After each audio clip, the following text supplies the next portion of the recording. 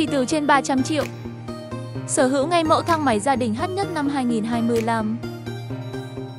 Sang trọng, tinh tế và tiện nghi. Mẫu thang máy gia đình phù hợp cho đa dạng công trình, từ nhà mặt phố đến biệt thự, các công trình cải tạo hoặc xây mới. Chọn gói lắp đặt bao gồm thiết kế theo phong cách cá nhân, thi công nhanh chóng, an toàn, chi phí hợp lý.